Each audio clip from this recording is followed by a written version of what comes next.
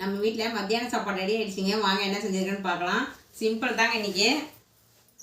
சாப்பாடு சூடாக வடிச்சாச்சுங்க. சுட இருக்குது.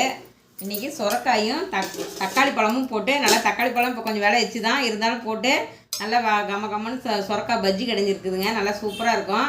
சுரக்காய் நல்லா வேக வச்சு எடுத்துக்கணுங்க. சுரக்காய் 2 சின்ன வெங்காயம், பூண்டு, ஜீரகம் இதெல்லாம் போட்டு 2 பச்சை மிளகாய், கொஞ்சம் மஞ்சத்தூள், கொஞ்சம் புளி இதெல்லாமே போட்டு வேக வச்சு எடுத்துக்கணும்.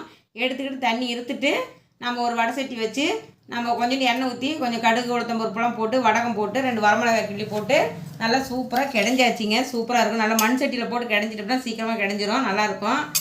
தண்ணியாட்ட சாம்பார் வச்சுருக்குதுங்க. இன்றைக்கி கொஞ்சமாக தான் வச்சுருக்குது. பருப்பு சாம்பார் மிளகாய் கிள்ளி போட்டு வச்சு சாம்பாருங்க.